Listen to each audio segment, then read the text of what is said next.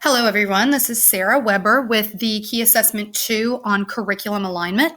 The first thing that I want to do is quickly touch on my Part 1 findings for this key assessment.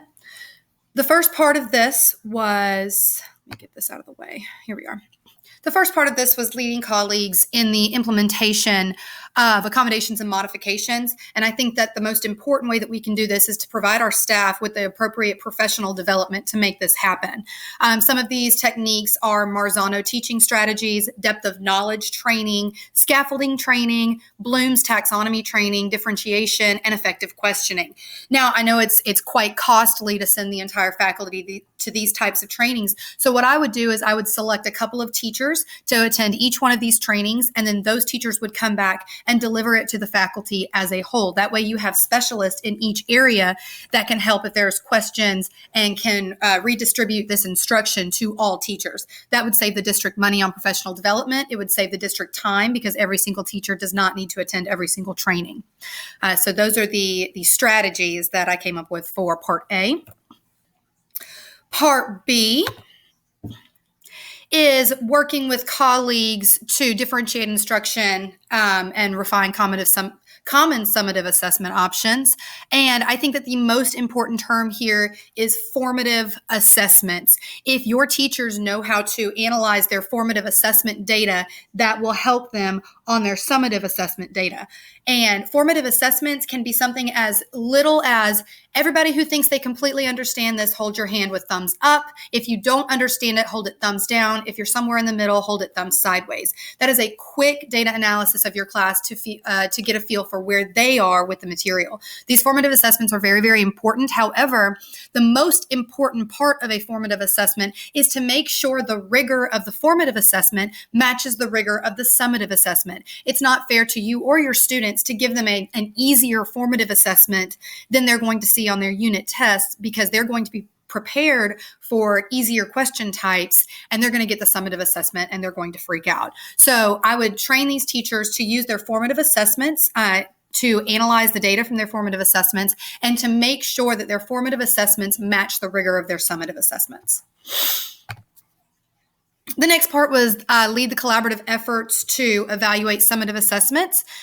And this is where vertical team meetings, subject team meetings, and pacing guides come into play. It is vital, speaking as a math expert, it is vital for your district to have a vertical team meeting, which means that all of the math teachers from the elementary grades through the high school grades sit down together and discuss what standards they are meeting in each grade level so that nothing gets left out and to make sure that nothing is overlapped too many times. I'm not saying some overlap isn't good. However, you don't want to hit the same standard 5 different times the same way in 5 consecutive years. So that is a planning type of thing. That's an in-service day type of thing, getting your vertical team meetings together, getting your subject team meetings together. If you have 5 teachers that teach English 10, then they all need to sit down together and discuss how they are going to teach the class.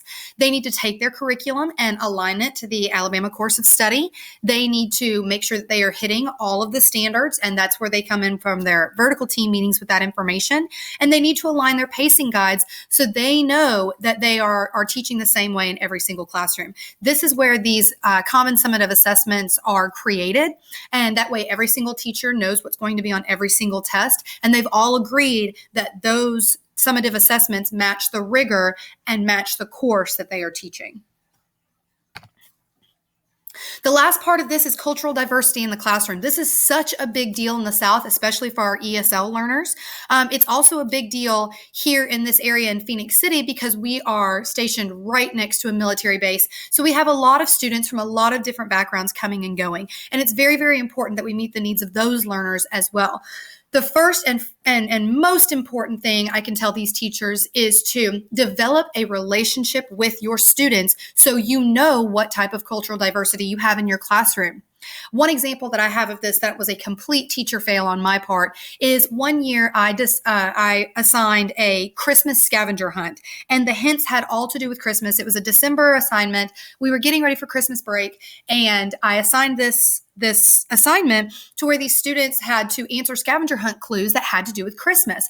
Well, I had a child that was not that did not celebrate Christmas, that celebrated Kwanzaa, and she had no idea. And that was so unfair to her to expect her to be able to do this assignment with no information and no knowledge of Christmas at all. So educate yourself on the students that are in your classroom. If you have learners that have language barriers, use your resources. There are translating services available. Google Translate is a big one. You just have to be careful on what you type in. There are other resources. If it's something like Spanish that is very, very common in your area, learn some of the language. I'm not saying become fluent, but learn a few of the phrases that may help you out in the classroom. Take an interest in who is in your classroom. Again, that comes back to those relationships are vitally important. Part 2 is the curriculum alignment, and I chose the pre-AP, pre-calculus curriculum because I teach it, so that's one that I'm very familiar with. Central High School has adopted the A+ College Ready curriculum for this course and all of our math courses. These courses are part of the Laying the Foundations curriculum collection. Laying the Foundations is a curriculum that is based out of Alabama. A+ College Ready is an Alabama company, and they are devoted to, I can find their, here it is, their mission. They're dedicated to developing effective teachers to educate students at higher levels and to promoting the attainment of higher education in Alabama. And we found that this curriculum is very, very rigorous, sometimes too rigorous for our lower level classes. So we definitely have to do some scaffolding there. It is aligned to the Alabama Course of Study, and it's also aligned to the National Common Core standards. And you can see here on this little snippet of the screen how they've taken the Alabama Course of Study objectives and the Common Core objectives and shown where in the course that these objectives will be met in which units. And this is done for the entire course in all 9 weeks. The instructional strategies in this curriculum, A+ College Ready bases their instructional strategies on the Marzano strategies. They list out 42 different strategies in The Art of Science of Teaching by Robert Marzano, and this course hits 17 of those 42. And they list out the element, the instructional strategy, and what strategies are used in that course. And then they also provide a link to the PDF copy of the book so that you can go to the book and read about these strategies and actually find implementation ideas and examples of these strategies to use in your classroom. I especially like the effective questioning. I especially like the moving at a timely or a lively pace in your classroom, because I know especially in higher level courses, it's very easy to get on a difficult subject, know your students are struggling, and kind of lag a little bit to give them time to catch up. And while that is fine and while that is appropriate in some areas, it's definitely important to maintain your pace so that you can get through all of the curriculum. Now, that's not to say that Marzano strategies are the only strategies that can be used in a classroom. There are an infinite number of teaching strategies that can be used in any classroom. Marzano is just one of those techniques used here. Assessment alignment, this is where your vertical team meetings again come into play. You have to make sure that all of the required standards are met for K through 12 in each grade level. This is when your team meetings come back together and they say, okay, we're going to meet these standards.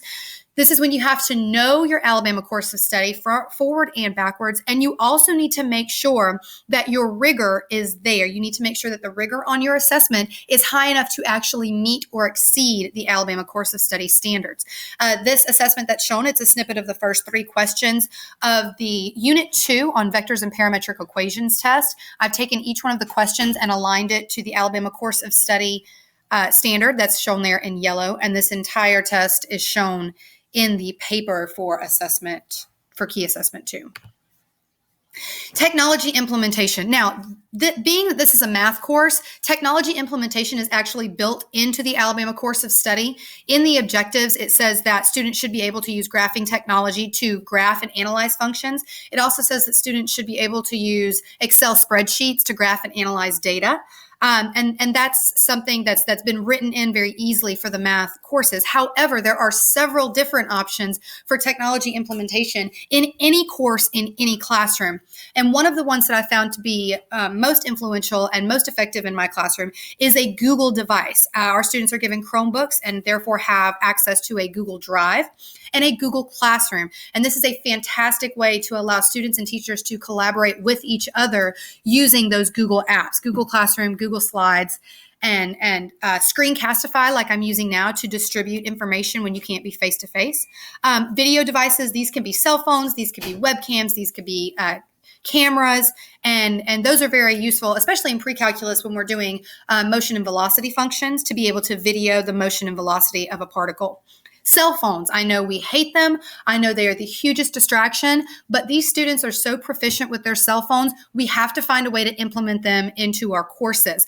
That can be by means of QR codes. That could be by means of completing Google Forms on their cell phones. That could be by means of taking pictures and posting them to their websites. These are all options for technology implementation that can happen in any classroom, not just a pre-AP, pre-calculus course.